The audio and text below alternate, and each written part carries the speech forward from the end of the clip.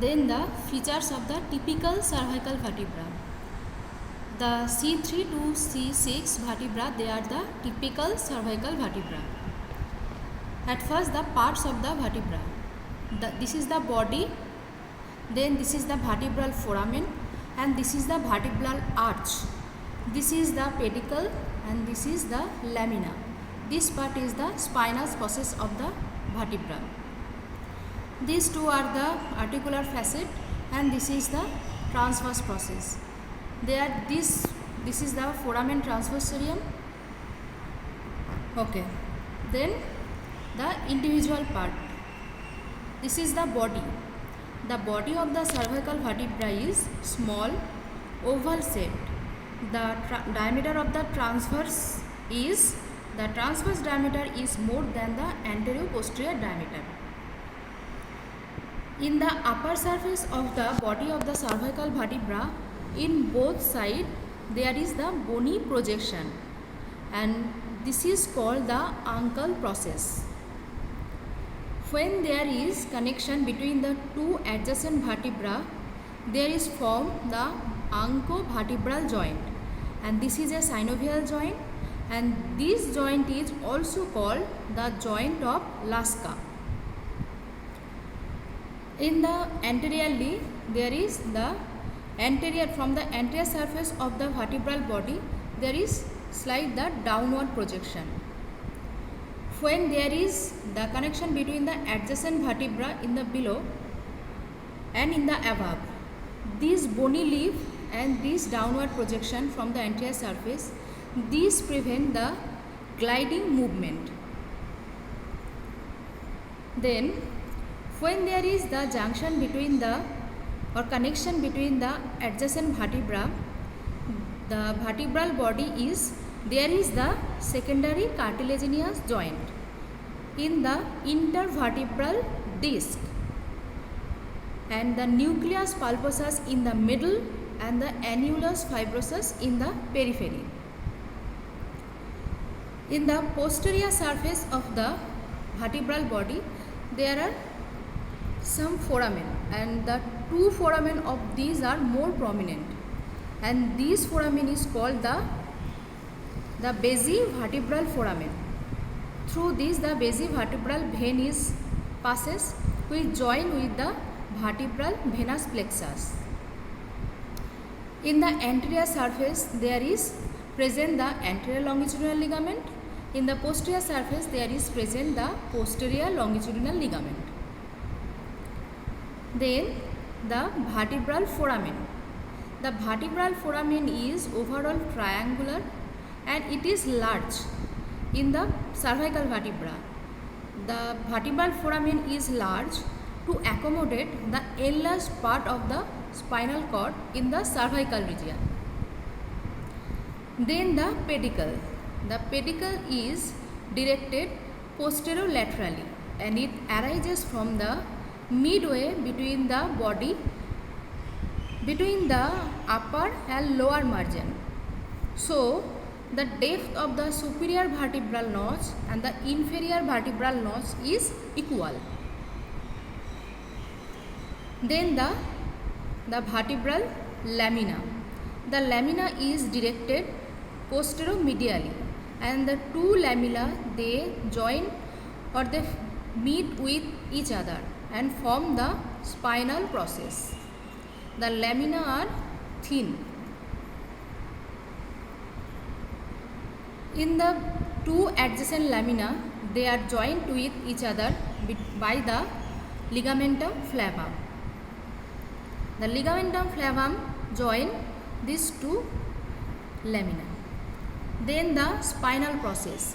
The typical feature of the cervical vertebra, the spinal process is bifid, and the two prominent projection are not equal. In the two adjacent vertebral spinal process, they are joined with the ligamentum nuchae. Okay. Then the articular process. In the articular process, there is the superior articular facet and the inferior articular facet.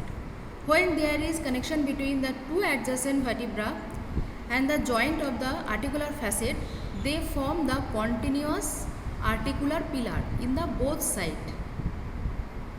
The superior articular facet is directed upward and backward, and the inferior articular facet directed downward and forward.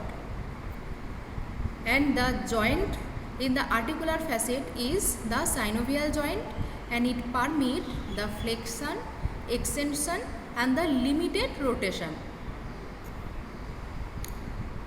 Then the transverse process. The transverse process is pierced by the foramen transversarium. In the transverse process, there is the anterior root, then the anterior tubercle, this is the posterior root, and this is the posterior tubercle, and in between the anterior tubercle and the posterior tubercle, this area is called the costotransverse bar. Here the anterior root, the anterior tubercle, the costotransverse bar and the posterior tubercle form the costal element, and the posterior root form the true transverse element. Okay. Then from the third to fifth cervical vertebra, the anterior tubercle is at the higher level and more medially. But in case of sixth cervical vertebra, the anterior tubercle is at the same level of the posterior tubercle. In case of sixth cervical vertebra, the anterior tubercle is more prominent and it compressed the common carotid artery. So this tubercle is called the carotid tubercle. The anterior tubercle of the sixth cervical vertebra is more prominent and common carotid artery compressed against this tubercle. So this tubercle is called the carotid tubercle. In the foramen transversarium, the foramen transversarium passes the second part of the vertebral artery and it is surrounded by the sympathetic plexus and the vertebral vein. In the anterior tubercle, there is the muscle attached, the longus colli muscle, the longus capitis muscle and the serratus anterior muscle. In the posterior tubercle, there is attached the scalenus medius muscle, the scalenus posterior muscle and the levator scapulae. In the spinal process, there is also attached the extensor muscle of the neck. Then the cervical nerve. The cervical nerve, which is the corresponding nerve number of the cervical vertebra, this passes above the superior vertebral notch. This is the superior vertebral notch. Here through this present the same corresponding number of the cervical nerve, and above the costotransverse bar, through this passes the ventral ramus of the cervical nerve, and just lateral to the superior articular process there is a depression. Through this depression, the dorsal ramus of the vertebral, the cervical nerve is present.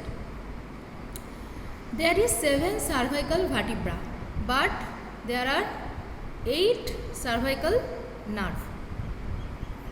The all cervical nerve except the 8 passes above the cervical vertebra, and the 8 cervical nerve passes above the first thoracic vertebra. Okay, thank you.